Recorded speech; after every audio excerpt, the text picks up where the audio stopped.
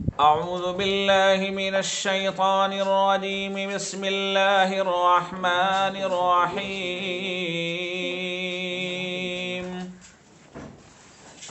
تبت يدا أبي لهب وتب ما أغنى عنه ماله وما كسب سيصلى نارا ذات لهب وامرأته حمالة الحطب في جيدها حبل من مسد. صدق اللہ العظیم.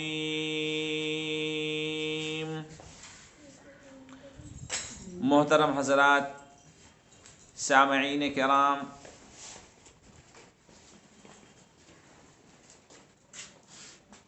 یہ سورت جو آپ کے سامنے تلاوت کی گئی سورۃ اللہب کے نام سے مشہور ہے. اس کے اندر ایک خاص واقعہ کی طرف اشارہ ہے.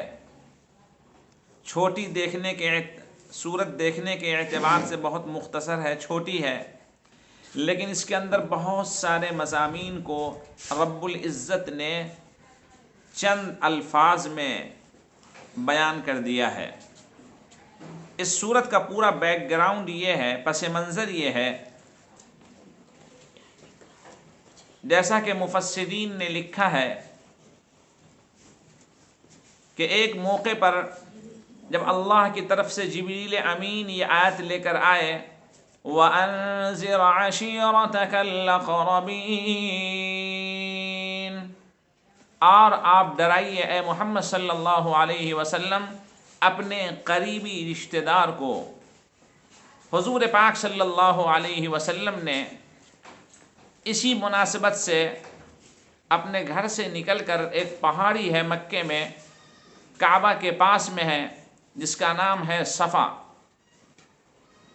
صفا اور مروہ یہ دو پہاڑی آس پاس میں ہی ہیں.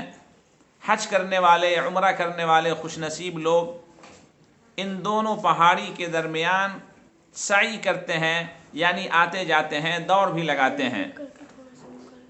یہ صفا پہاڑی پر حضور پاک صلی اللہ علیہ وسلم چڑھ گئے اور ایک آواز لگائی، یا صباحا. یہ پہچان تھی کسی خطرے سے آگاہ کرنے کی. یہ آواز ہوتی تھی عرب میں، کسی خطرے کے پیش نظر آدمی کو آگاہ کر دیا جائے، ہوشیار کر دیا جائے، چوکنا کر دیا جائے. آپ کی آواز کو سن کر عرب کے لوگ اور خاص طور پر آپ کے قریبی رشتہ دار حضرات سب نیچے جمع ہو گئے. جب وہ جمع ہو گئے تو آپ صلی اللہ علیہ وسلم نے فرمایا کہ میں تجھے اگر یہ کہوں کہ میرے پیچھے سے لشکر تمہارے اوپر حملہ کرنے والا ہے تو تم لوگ اس کو سچ مانو گے؟ ان لوگوں نے کہا بالکل ہم سچ مانیں گے، اس لیے کہ آپ سچے ہیں.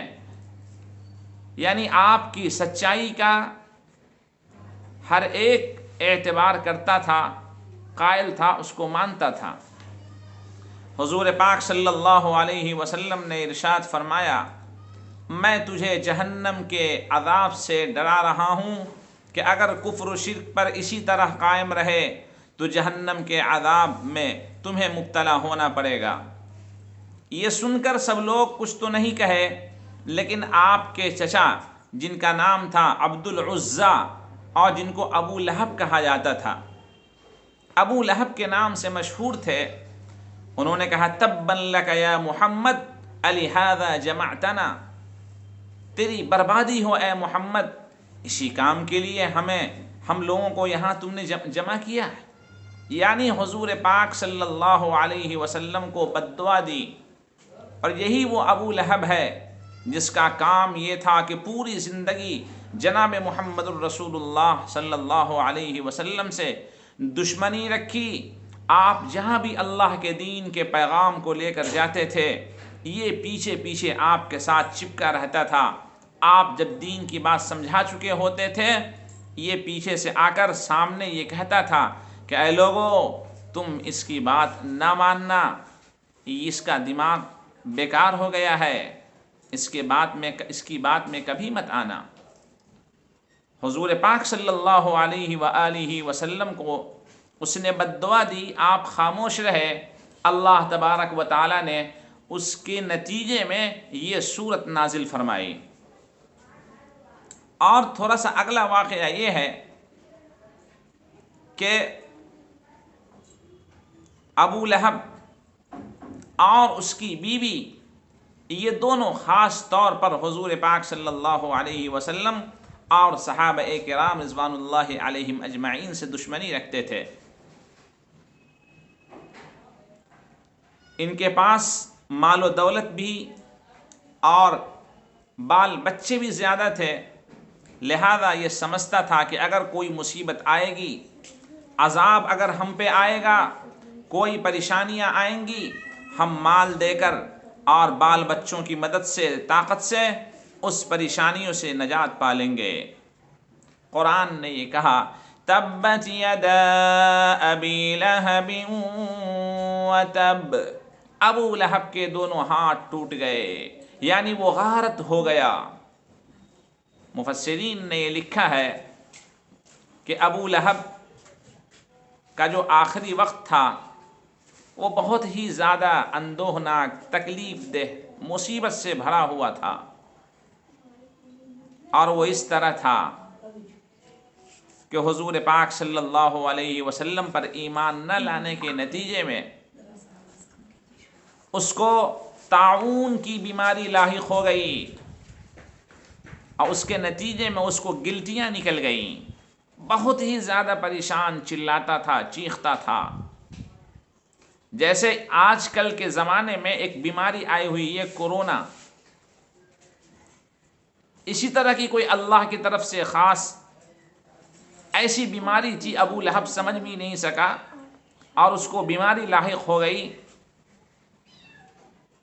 اگر یہ واقعی بیماری صحیح ہے تو اس سے اور بھی خطرناک بیماری اس کے اوپر لاحق ہوئی تھی، گلٹیاں نکل گئی، گلٹی میں بہت شدید تکلیف ہوتی تھی، درد ہوتا تھا، اس کے نتیجے میں وہ مر گیا۔ مرنے کے بعد 3 روز تک اس کی لاش ویسے ہی رکھی رہی، سڑ گئی، بدبودار ہو گئی۔ گھر والوں نے مزدوروں کو رکھ کر اس کی لاش کو اٹھوایا اور دور لے جا کر کے اس کو زمین کے نیچے دبوا دیا۔ قرآن نے اسی کی طرف اشارہ کیا ہے کہ میرے محبوب جناب محمد الرسول اللہ صلی اللہ علیہ وسلم کی کوئی پریشانی، کوئی دقت ابو لہب کے طرف سے تو ایسی نہیں ہو سکی، لیکن ابو لہب خود اس برے انجام کا شکار ہو گیا۔ ما اغنى عنه ماله وما كسب، جو کچھ کمایا تھا سب غارت ہو گیا، جو کچھ اولاد کی نعمت تھی وہ سب ختم ہو گئی، کوئی کام نہیں آئی مصیبت کے وقت۔ سيصلى نارا ذات لهب، ان قریب شعلے والی آگ جہنم میں ابو لہب کے لیے دہکائی جائے گی، سلگائی جائے گی۔ مفسرین نے لکھا ہے کہ اسپیشل ابو لہب کے لیے آگ لگائی جائے گی اور اس میں جہنم میں اس کو ڈالا جائے گا۔ وَامْرَأَتُهُ حَمَّالَةَ الْحَطَبِ، اور اس کی بیوی جو لکڑیاں اکٹھا کر کے اٹھا کر لایا کرتی تھی۔ مفسرین نے لکھا ہے کہ ابو لہب کی بیوی جس کو ام جمیل کہا جاتا تھا، وہ لکڑیاں اکٹھا کر کے لاتی تھی جنگلوں سے، خاردار، کانٹے دار، حضور پاک صلی اللہ علیہ وسلم کے راستے میں بچھا دیا کرتی تھی۔ کبھی اس لکڑیوں میں آگ لگا دیتی تھی اور اس کو راستے میں رکھ دیتی تھی کہ جب جناب محمد الرسول اللہ صلی اللہ علیہ وسلم اس راستے سے گزریں گے، آپ کے صحابہ اس راستے سے گزریں گے تو ان کے پاؤں میں کانٹے چبھیں گے، جس سے تکلیف ہوگی، یا آگ پہ پاؤں پڑنے کی وجہ سے پاؤں جلیں گے، اس طرح ان کو تکلیف ہوگی۔ اور بعض لوگوں نے یہ لکھا ہے کہ اعلیٰ درجے کی وہ بخیل تھی، لہذا تمام دولت ہونے کے باوجود وہ لکڑیاں پیڑ سے، جنگلوں سے توڑ کر اور اپنے سر کے اوپر گٹھر بنا کر لاتی تھی۔ فی جیدہا حبل من مسد، اس کے گلے میں بٹی ہوئی لوہے کی رسیاں ڈالی جائیں گی۔ یعنی دو باتیں اس میں لکھی گئی ہیں کہ ابو جہل کی بیوی جب مری تو اس کی کنڈیشن یہ تھی کہ وہ گٹھریاں لکڑیوں کا گٹھر اٹھا کر لا رہی تھی اور اس کی رسی اس کے گردن میں لگی ہوئی تھی، وہ جب گری تو اسی کے نتیجے میں رسی سے دب کر کے ہی اس کا خاتمہ ہو گیا۔